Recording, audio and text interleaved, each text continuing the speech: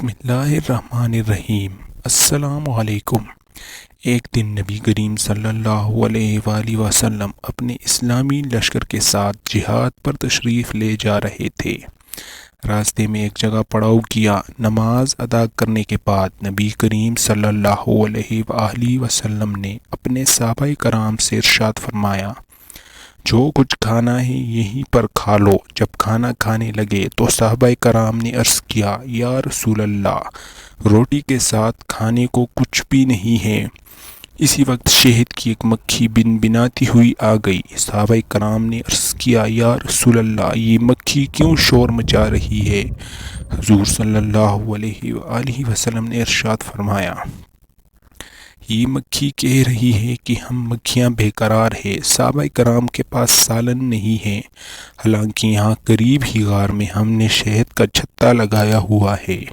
وہ کون ہے جو شہد لے آئے؟ کیونکہ ہم خود آپ صلی اللہ علیہ وآلہ وسلم کی خدمت میں شہد پیش نہیں کر سکتی۔ آپ صلی اللہ علیہ وآلہ وسلم نے حضرت علی کو حکم دیا کہ اس مکھی کے پیچھے چلے جائیں اور شہد لے آئیں۔ حضرت علی مکھی کے پیچھے چل پڑے اور غار سے شہد لے آئے۔ آپ صلی اللہ علیہ وآلہ وسلم نے وہ شہد صحابہ کرام میں تقسیم کر دیا۔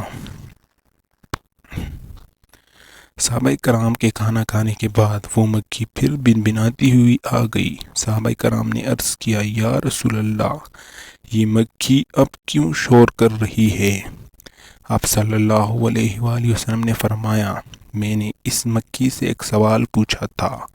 پھول تو کڑوے بھی ہوتے ہیں اور پھیکے بھی اور کچھ بدمزہ بھی، تو یہ تیرے منہ میں جا کر نہایت شیریں اور صاف شہد کیسے بن جاتا ہے؟ تو مکھی نے جواب دیا، یا رسول اللہ، ہمارا ایک امیر اور سردار ہے اور ہم اس کے تابع ہیں۔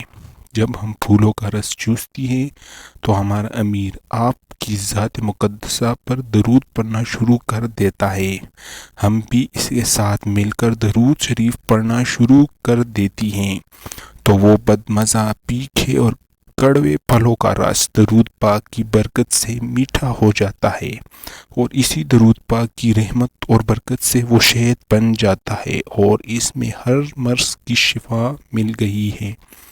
درود پاک کی ہر درجہ فضیلتیں ہیں۔ اگر کڑوے پھلوں سے میٹھا شہد بن جاتا ہے تو اس کی برکت سے گناہ بھی نیکیوں میں تبدیل ہو جاتے ہیں۔ درود پاک نبی کریم صلی اللہ علیہ وآلہ وسلم کی ذات مبارکہ سے محبت کا ایک ذریعہ بھی ہے۔